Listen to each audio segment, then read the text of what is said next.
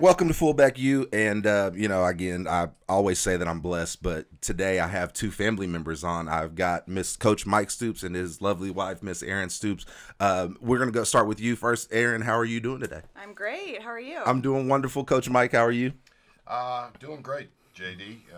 Happy to be on with you and look forward to visiting. I'm completely honored. I can't explain to you all what this means to me. I know it's been just rough. Let's just get right to it. Erin, what has this last year been like for you? I think the only way to describe it is a roller coaster. I've told my friends that I feel like I'm, going through a divorce because you go through this roller coaster of emotion and you grieve. You're grieving a loss, but also you just got to keep moving forward and looking, to the future and what the future has to bring to you.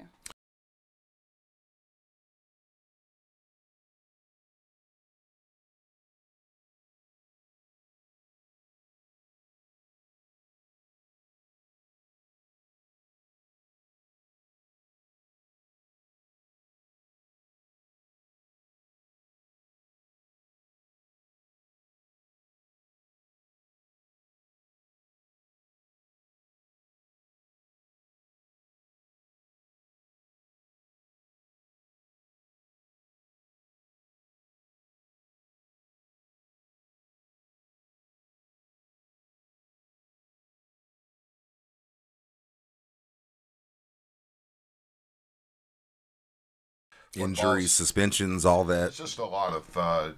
defections, players leaving, getting kicked off. So there's been a lot of the bottom line is just a roller coaster. Defensively, a lot of good in games, a lot of bad. I think a lot of it you reminisce about the Rose Bowl. That game goes through my head constantly from a year ago, and I think that just led into some of the uncertainty in this game, and then obviously the public opinion carries so much weight anymore, which I think is ridiculous, but that's the world we live in, and it's changed a great deal in the last 20 years for sure. Aaron, you know football, and I'm sure you heard Mike talk about it plenty. What do you think the defense was missing this year? A united front, and I don't mean the defensive line. I mean a united front in leadership.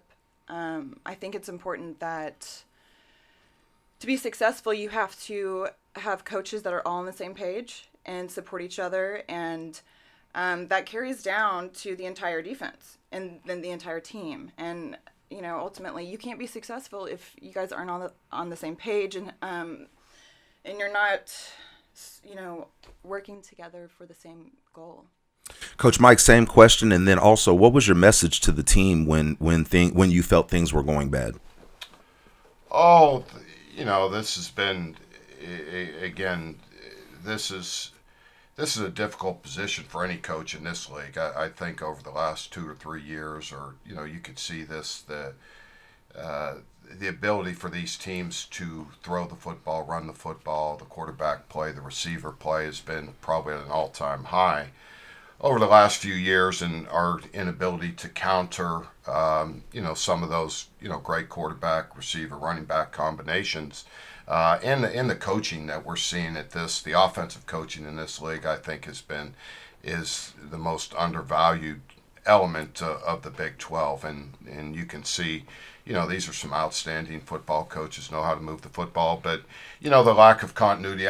Leadership to me has always been critical, and that starts from obviously coach, the head coach, to the defensive coordinator, to the seniors, to the positions, to the leaders. As you know, we always had Yes, sir. strong leadership and not fake leadership. No, because fakeness always gets exposed. Oh, And- true I that. can't stand and that. True that. I think everything comes to light, and with players, coaches, and there's again, blame is can go around a lot of different ways, and we certainly didn't do good enough, and that was disappointing, and watching them end that way was disappointing as well. But it's everyone gets a new start, me included, and I think that's what you do. You look back, you learn from your lessons, and you move forward, And hopefully the players do too. I think they need to look inward, and the ability is one thing, but desire, effort, toughness, Heart. that you can't. Those are things that you have to have to be successful. And those are some things that it's hard to say that we lacked as a defense. And to say that at Oklahoma, I take a lot of responsibility for that, and that probably hurts the most, just because I know everything we've stood for, over a test of time, here. So that criticism was earned, and it's unfortunate, but you have to take that responsibility. All right, so Erin, something that you probably are, unfortunately, an expert at.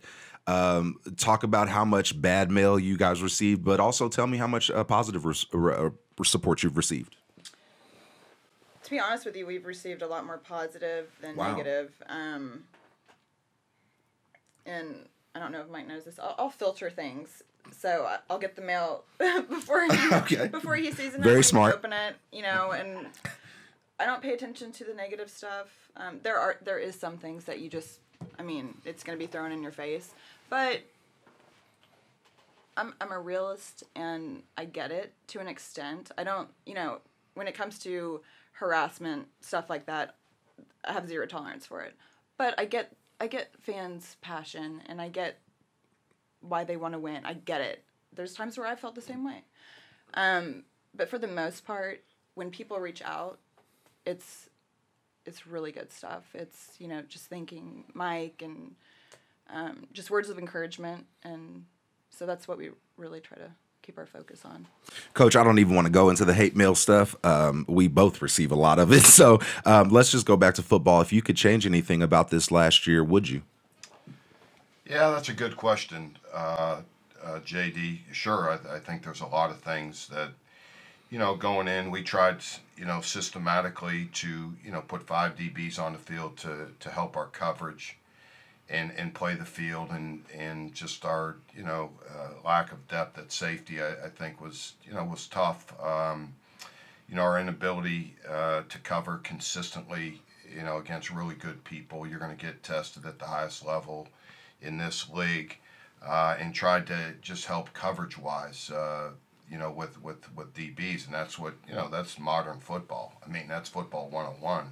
They put 3 wide receivers or 4. You better have 5 or 6 DBs on the field. Absolutely. And that's the first thing you learn. And we tried to play. And I watched. Obviously, they put Caleb back on the field. That was a hard decision at the beginning of the year to move. What hurt Caleb was his inability to adjust in the spring, because he had the shoulder separation, and had to do that surgery, and then teaching him a whole new position, going from outside to inside, is extremely difficult. So he was definitely one of our best 11 players, and then putting a young nickel safety in there, /safety, it just couldn't get the production, early on consistently. And so that was something, Caleb, in speaking with Caleb a lot, I obviously know Caleb better than anybody. I recruited him.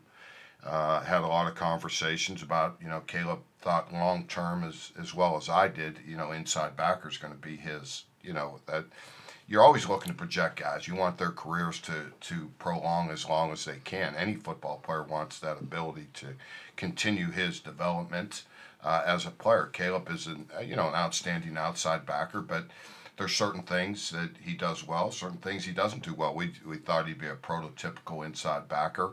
And, that was our thought process through that, in the spring, and, trying to get 5 DBs on the field. So, systematically that, that was just, like I said, we just struggled consistently defending, a lot of the passing schemes. Height became an issue for us too. I thought, the receivers, the size of monsters. The receivers, They got some dudes, man. and our inability to match up, consistently, in those positions, not getting bigger and longer, in the secondary and everywhere. It's a game of length. Length takes up space, and that's what you have to be able to do. So, there's some things that I think we all could have done differently, but schemes, that was our thought process. Obviously, going into the season, and that was a unified decision. And Caleb, not getting the playing time because Buzzy was playing well. I think that hurt Caleb's mental development and his play, and then getting him on the field when he made some plays, you saw what he can do. I guess it was one of my last games, maybe the Baylor game, made some great plays, and then came back in Texas and was totally off. So that inconsistency is just a lack of playing time, lack of repetitions, lack of knowledge, and that's that's coaching. And so, moving him back out, I think it was comfortable for him because, as a player, being comfortable is critical. Very. And Caleb became more comfortable. Now, whether that's a long-term deal, that's not, obviously my decision anymore. And it'll be interesting, because I would think from watching, I watch Coach Grinch. He does an unbelievable job. He plays a lot of nickel, plays all nickel to these big wide sets that everybody does. So I don't know. It'll be interesting to see, what they, how they adapt, with Caleb, because, he can do a lot of things well, but getting Caleb into where he can really utilize all his abilities will be critical to their success, because I think he's one of their, one of the better players, and he's got a great willingness to be successful. So his development will, I'm not, I got off on a tangent. No, you good. That was just philosophically, kind of what we did at the beginning, and there's not a good answer for that, because we took some lumps one way. Some things you played better. You have to build that defense around that Sam Nickel position, and that's where we struggled, trying to find some fluidity there that we can, get comfortable and confident in, and don't feel like we ever got to that place during the first, my first 6 games there. At times, did a lot of good things, but when the competition stepped up, we weren't able to adapt as well as we would have liked. Tell me, to me, there's no coach that's tougher on his players, Erin, but there's also what I saw, no group of players that respected their coach more. Tell me about his relationship with his current players as well as his former players from what you've seen. I see a big difference, and I think that's because times have changed, obviously. I know, the past players have mad respect for him, and I think a lot of that also has to do with them trusting him, and the people that he coached with at the time, too. I think that, again, going back to the United Front, he was the boss in charge of the defense. He had Brent Venables, who helped as well, and they worked great together. And, now players are more sensitive. They're too self-absorbed. They're too worried about what's on social media and what's in it for them. You're not going to ever be successful if there's not Unity, a united front. Yes, ma'am. No, I completely agree.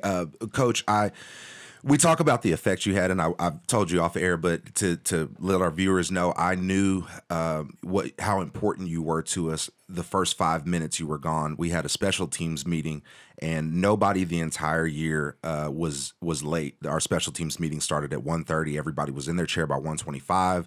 When we were getting ready for K-State, my sophomore year before the Big 12 championship, we have not 1, not 2, but 3 DBs who are late. Your brother explodes and just heads into the locker room, and I just knew something was up.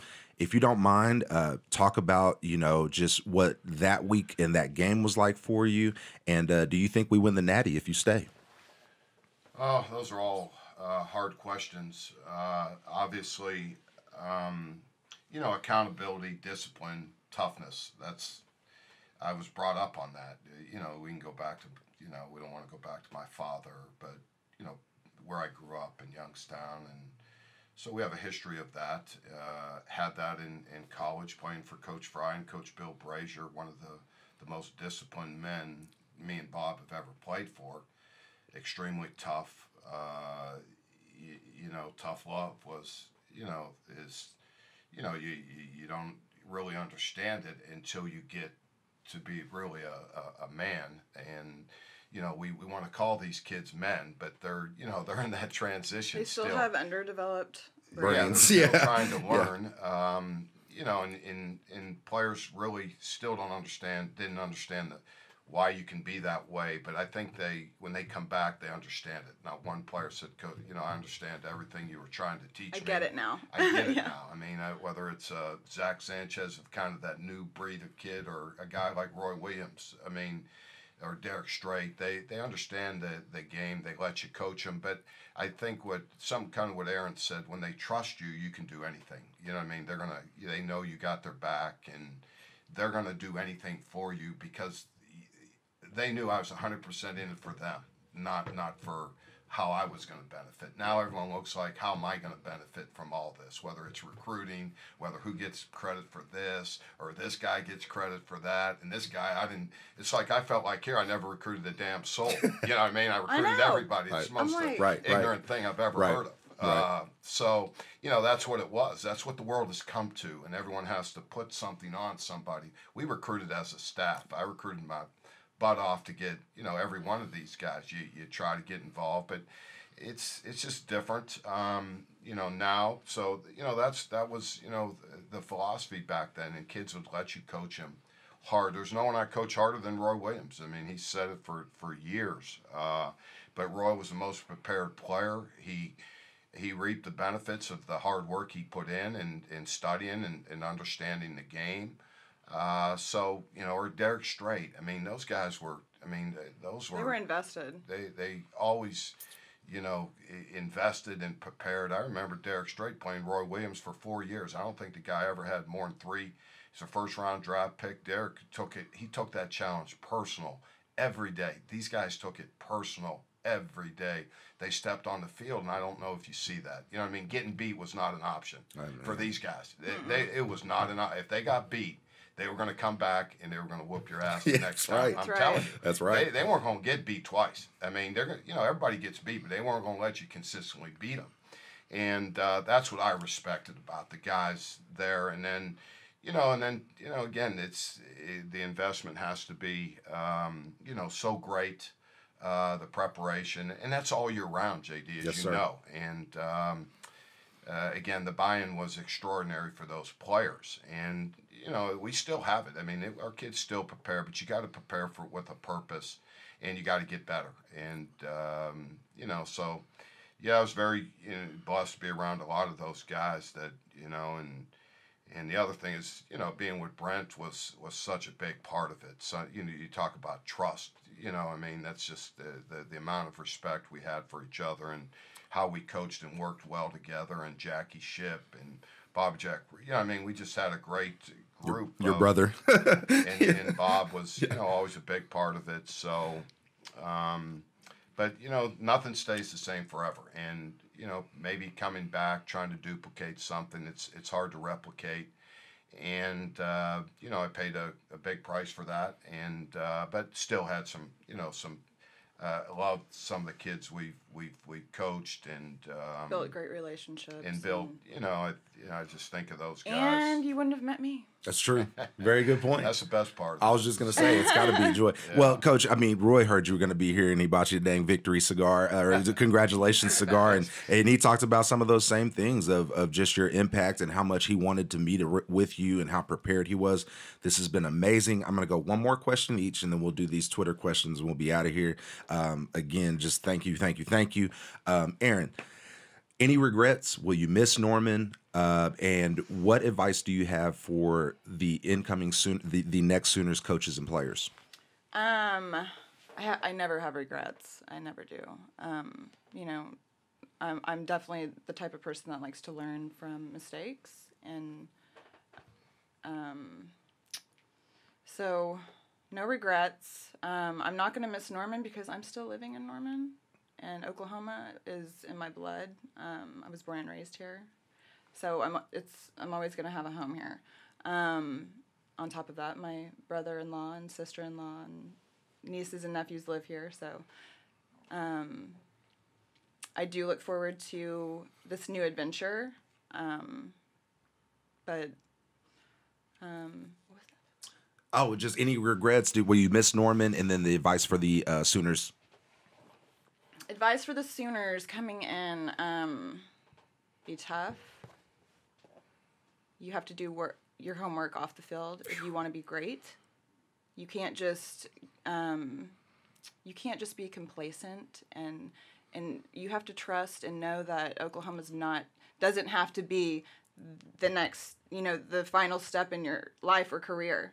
You can go on to do great things in the NFL. You can go on, if you put in the time and effort, you're going to be successful, and you got to trust your coaches, every single coach, and you have to have respect for them. Coach, I'd be doing my listeners a disservice if I didn't ask you some X's and O's. If you can, just describe to me some of the decision making that goes in 3-man front versus 4-man front, 3 linebackers versus 4 linebackers, playing off versus pressing. Just tell me, explain it to me. Well, I think having some diversification is key, JD, and whether it's a 3-man, 4-man, give people different looks. So those are some of the things philosophically. Whether you play cover 2, cover 3, cover 4, it's a lot of it is based on personnel. Being able to play at the line of scrimmage, if you're going to bump people, you can't get beat over the top, and if you play off, they're going to throw in front of you, and those are the things you have to have guys that are going to compete on the perimeter, and that's where it all starts. The corner play, there's only so much help, as the way football is played now. So the corners, they have to be the baddest men on the field. I mean, there ain't no two ways about it. They have to be, great cover guys. They have to be able to play on the line of scrimmage, not let people off the ball, and not let the people throw the ball over you. So, that takes an extraordinary, tough, well-schooled player to do that.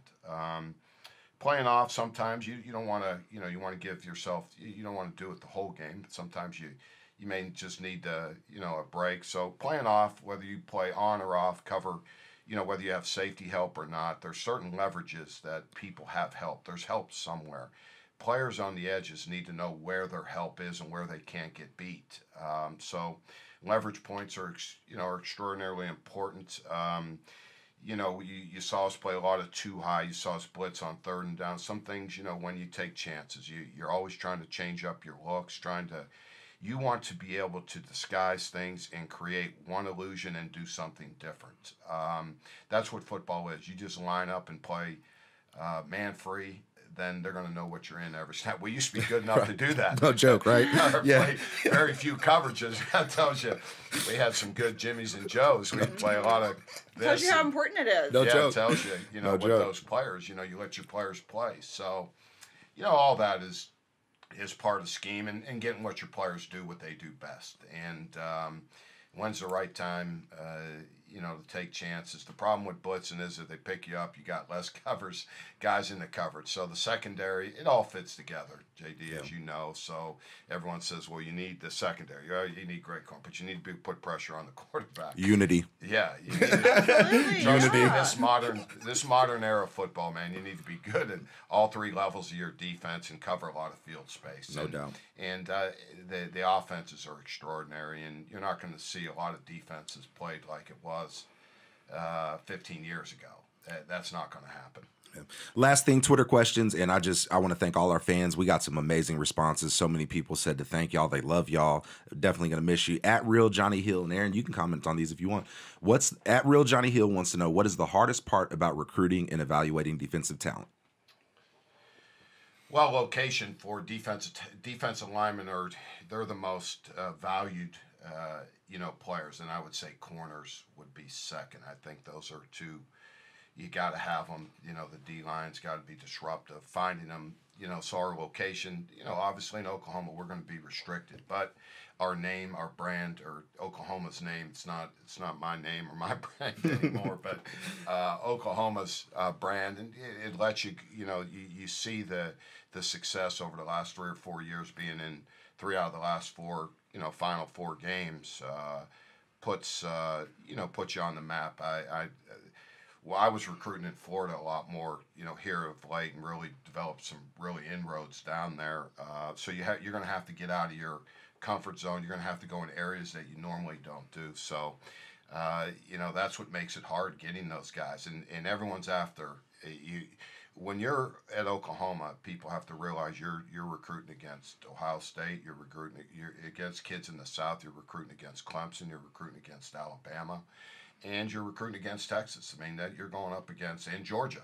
So you're going up against you got to The beat best of the best. you know, and that's what recruiting that makes it the hardest because the guys we go after are such elite, or wherever a place like Oklahoma. Yeah, Coach, you can always say "our." You are always a Sooner. I don't care what right. anybody says. You are It's gonna be my hard for coach. me for a while. That's fine. Anywhere you go, you can admit a Hawkeye all you want. That's fine. But in my heart, you're a Sooner. Aaron, if you want to comment on that, what is the hardest part about recruiting defensive talent? I think Mike hit the nail on the head.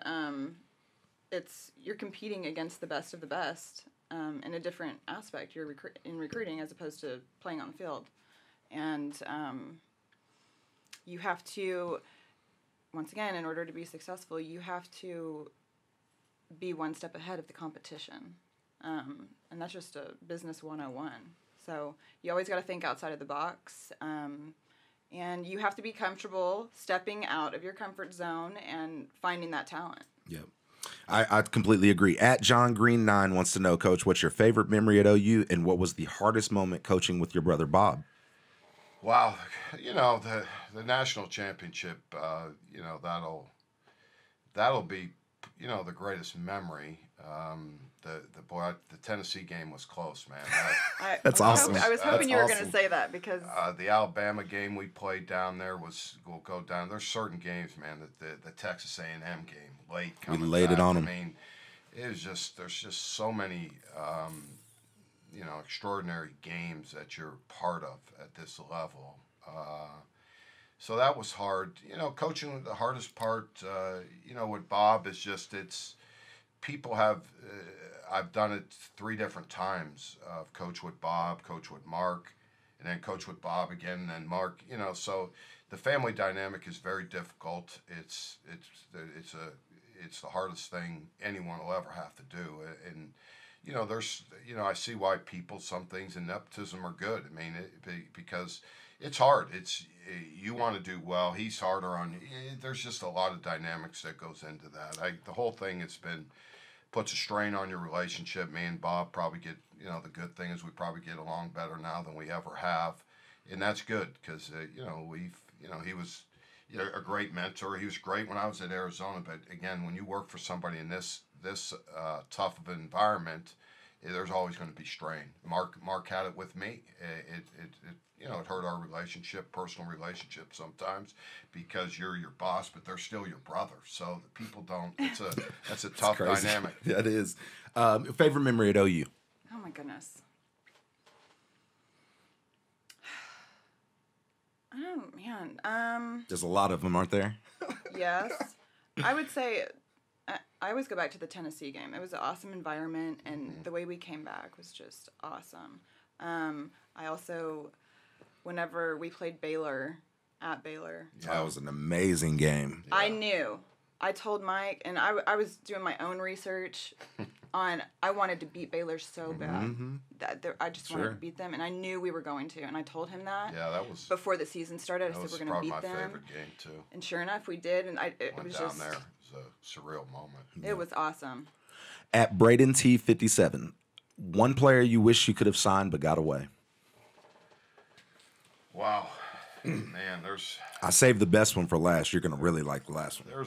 There's a lot of them. There's just so many. When you're at Oklahoma, you recruit a lot of great people. Oh gosh, who was the DB's name that?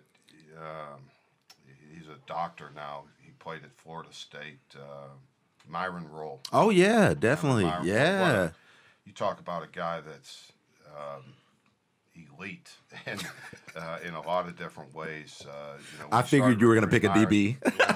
When he was like 8 years old. That's awesome. He came by and talked to the team a year ago or 2 years ago, and he was talking to me about some of those camps. It was great to see, and he's a big time guy now. So had a great career, and could have played in the NFL. Now he's a doctor. It tells you there's a lot of different ways to go for these kids, and football was a big part of his life, but what he's doing now, the effect is probably more lasting than he'll ever know. Yeah. Any player you can think of, maybe you thought that Mike had in the bag, and we did missed out on him? Gosh, it's hard to think of now. Man. Here, I'm gonna let you look at this I know one first there before is. you see it. I'm sorry. Yeah, there's. Gosh.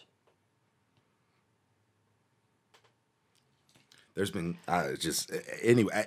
Just in my time, I mean, we brought up Michael Hawkins, but that was one you signed, Coach. But I mean, damn, the dude gets a pick six in his second game as a true freshman, and just I thought just my opinion, that was just one player that just if he would have had you, he would not have lasted 4 years. He would have been 3 and gone. Yeah, I'm going to say this.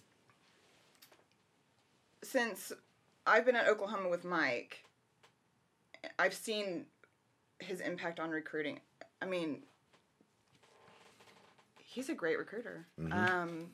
I can't think of anyone that he lost. Losing Proctor, it hurt me. Okay, maybe that, but I Carry a mean, year ago, I think, just because of in-state and we needed safety help.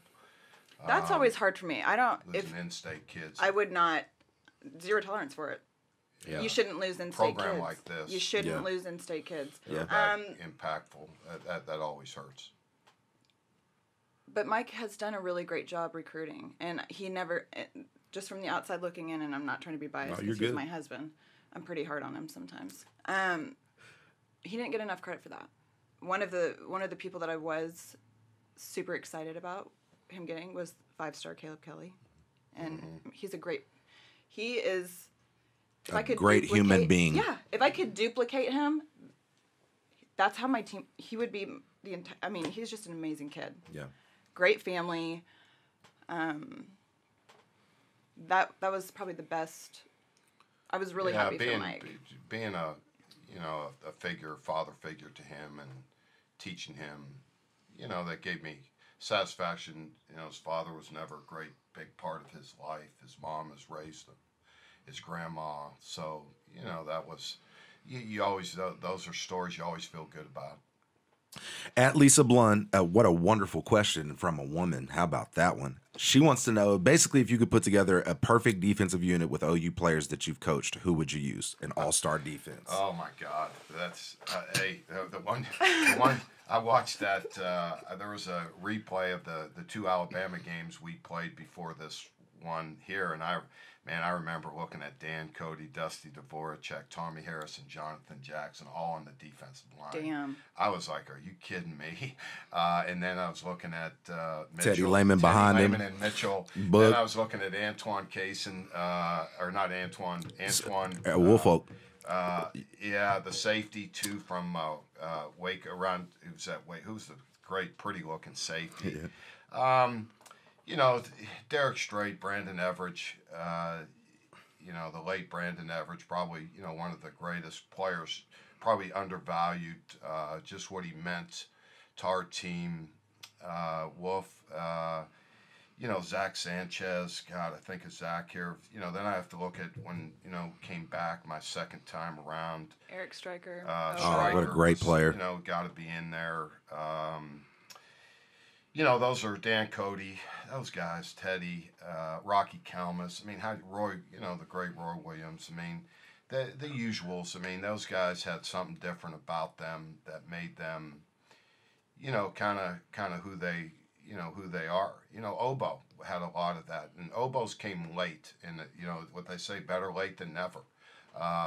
And he was a big part of.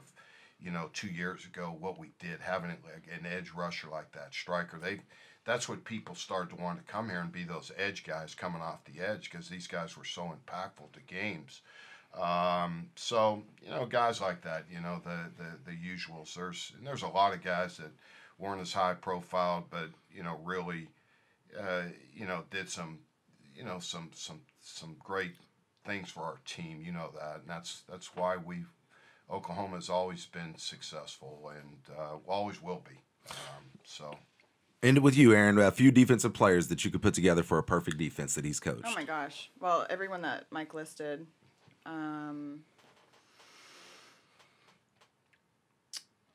Zach, Sanchez, Obo, Eric Stryker, Caleb.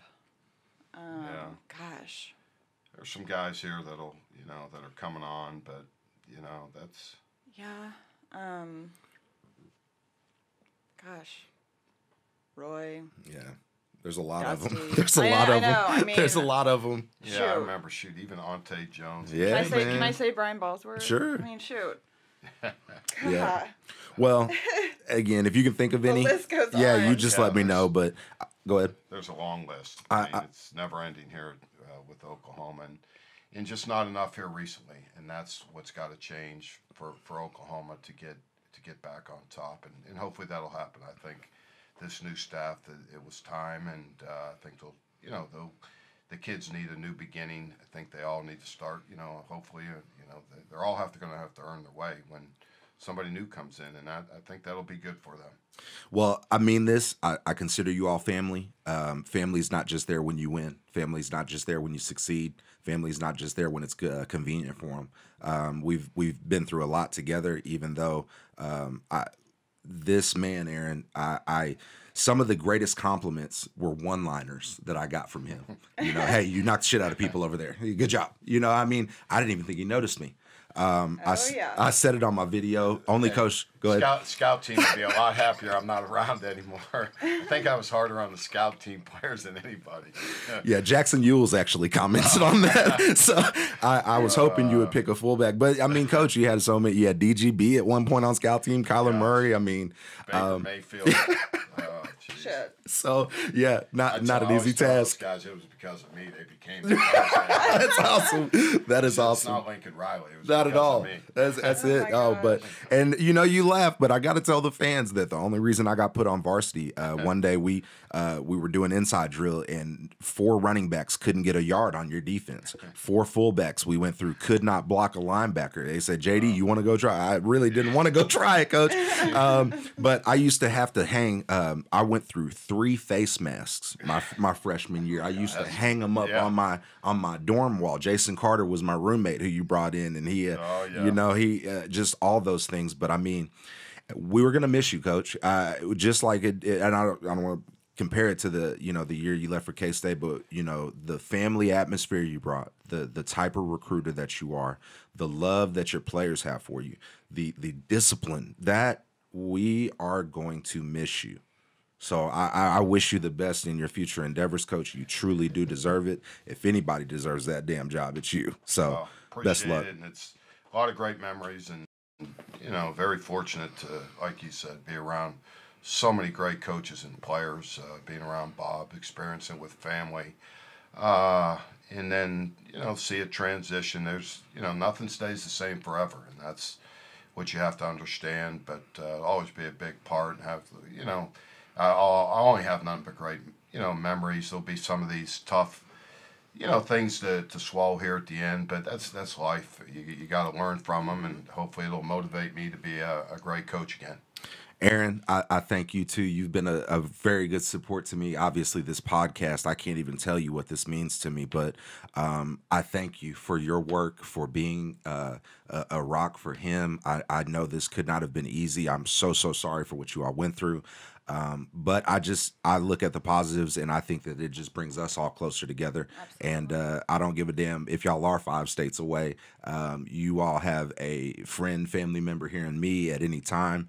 And again, you guys you go win a few natties and get this guy a head coaching job, and just don't forget us little people when you get there. That's the plan. That's the plan. All right, then. I guess I don't even have to ask if he wants to be a head coach. Thank you for having us on. No problem. No we problem. appreciate your support. No, anytime. Again, this has been an amazing deal. Thank my producer, Jeff Roughface. I appreciate you guys. It's been another episode of Fullback U. Thank you. Thank you.